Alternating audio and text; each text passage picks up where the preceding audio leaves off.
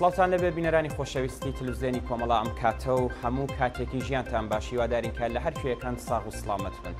ئەمڕۆ پێنجشەممە 19 گەلاوێژ 1402 هەتاوی بەرابەرە لەگەڵ دەی ئاگۆستی 2023 زاینی لەگەڵ هاوڕێیانی هاوکارم لە خزمەتتانداین بۆ پێشکەشکردنی گەشتیاوەڵەکانی کوردستان، ئێران و جیهان.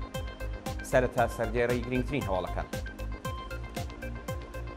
تۆمەتبارکردن بە محاربە بەسەر 4 چالاکی مەدەنی لە شاری سنا، جێبەجێکردنی سزای ئیعدام بۆ بەندکراوێکی خەڵکی کرماشان لە هەمەدان، کۆبوونەوەی ناڕەزایەتی خانەنشینکراوان لە تەورێز و ڕەشت، بانکشتی لانیکەم 12 خوێندکاری زانکۆی تەربیەتی مدەڕس و کۆبوونەوەی ناڕەزایەتی ئێرانیان لە لەندەن.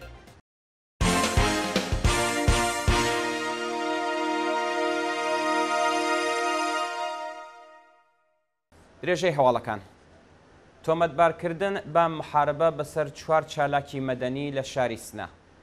ڕۆژی چوارشەممە 18 مانگی گەلاوێژ 4 چالاکی مەدەنی خەڵکی شاری سنا بە ناوەکانی کەیوان زەنکەریمی، سەردار شاهمورادی، ئارام ئازاد و هوشەنگ 4 گورگا بە محاربە تۆمەتبار کران. بە پێی راپۆرتەکان ئەو 4 چالاکە مەدەنیە کە پێشتر لە ڕەوتی ناڕەزایەتیەکانی ساڵی ڕابردوو لە شاری سنە دەست بەسەر کرابوون، دوێنێ لە درێژەی سیاسەتی سەرکوتگەرانی کۆماری ئیسلامی لە دادگای شاری سنا بە محاربە تۆمەتبار کران و گیانیان لە مەترسیدایە. جێبەجێکردنی سزای ئیعدام بۆ بەندکراوێکی خەڵکی کرماشان لە هەمەدان. ڕۆژی چوارشەممە 18 مانگی گەلاوێژ بەندکراوێک بە ناوی مەنوچێر خەزایی لە بەندیخانەی ناوەندی هەمەدان لە سێدارەدرا. بە پێی راپۆرتەکان مەنوچێر خەزایی خەڵکی شاری کەنگاوەری سەر بە پارێزگای کرماشانە کە پێشتر بە تۆمەتی پەیوەندیدار بە مادەی هۆشبەر بە ئیعدام مەحکوم کرابوو، دوێنێ 18 گەلاوێژ لە بەندیخانەی ناوەندی هەمەدان لە سێدارەدرا. گیان لە دەستانی دوو هاوڵاتی لە ڕووداوێکی هاتوچۆ لە ئیسفەهان.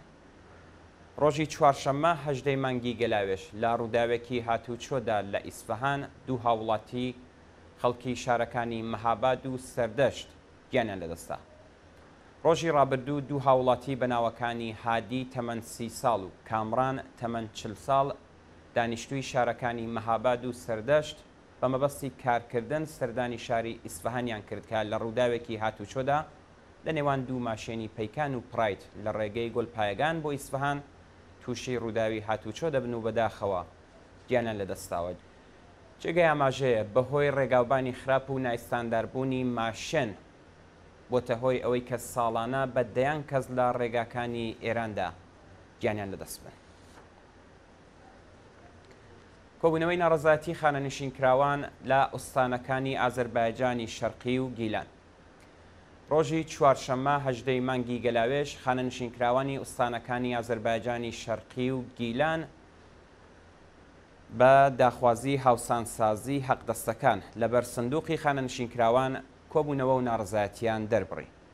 بە پێی راپۆرتەکان خانەنشینکراوانی ئەو شارانە بەهۆی نەدانی حەقدەستەکان و بارودۆخی خراپی گوزەرانی ژیانیان لە بەردەم سندوقی خانەنشینکراوان کۆبوونەوەیەکیان ڕێخست و خوازیاری جێبەجێکردنی داخوازیەکانیان بوون.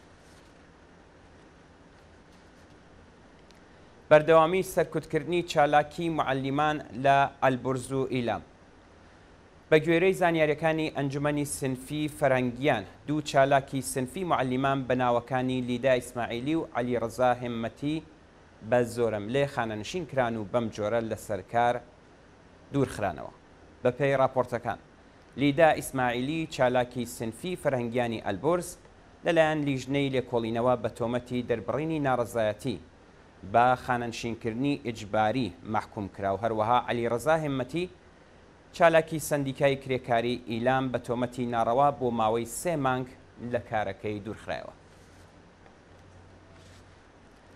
بانکشتی لانیکەم 12 خوێندکاری زانکۆی تەربیەتی مدەڕس. بە پێی راپۆرتی ئەنجومەنی سەندیکای خوێندکاران ڕۆژی پێنجشەممە 18 مانگی گەلاوێژ لانیکەم 12 خوێندکاری زانکۆی تەربیەت مدەڕس بانکێشکرا.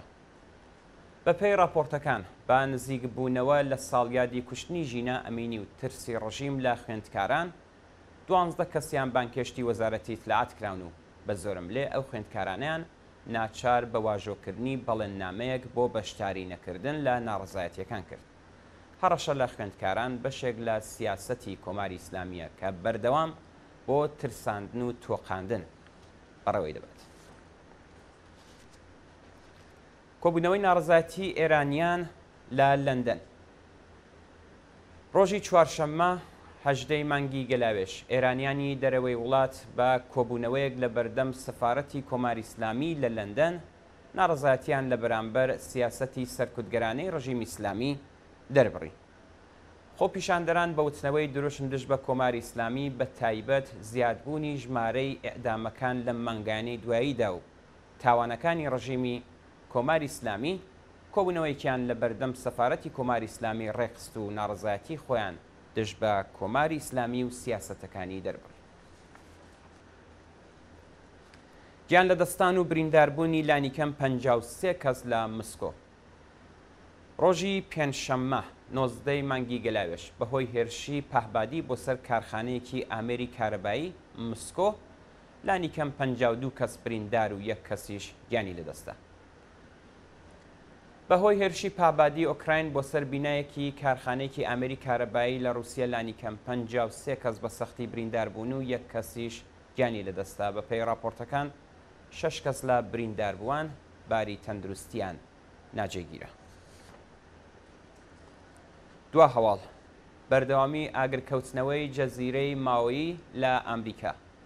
ڕۆژی پێنجشەممە 18 مانگی گەلاوێش بەهۆی ئاگرکەوتنەوە لە جەزیرەی ماوی لە هاوای ویلایەتە یەکگرتووەکان لانیکەم 6 کەس گیانیان لەدەستاوە. لەم کارەساتە ژینگەیە لانیکەم 6 کەس گیانیان لەدەستا و ژمارەیەکی نادیار لە دانیشتوان بەهۆی سوتاوی و هەڵمژینی دووکەڵ ڕەوانەی نەخۆشخانەکراون. بەوتەی دەسەڵاتدارانی ئەو ئیالەتە بای بەهێز هەڵمەتی ئاگرکوژانەوەی دژوار کردووە وای کردووە کە بەکارهێنانی هێلۆکۆپتێر ئاگرکوژینەوەکەی قورس بکات. بەهێزبوونی ئاگرەکە بۆتە هۆی ئەوەی بڕیاری چۆڵکردن و داخستنی ڕێگاکان دەربکرێت. جێگەی ئاماژەیە لەم ماوەیەدا یونان و کانەدا یەکێک لە خراپترین ئاگرکەوتنەوەکانیانەوە بەخۆیەوە بینیوە. بەڵە بینەرانی خۆشەویست گەشتی هەواڵەکانتان پێشکەشکرا لەگەڵمان بن بۆ بینینی درێژەی بەرنامەکانی تەلەڤیزیۆنی کۆمەڵە.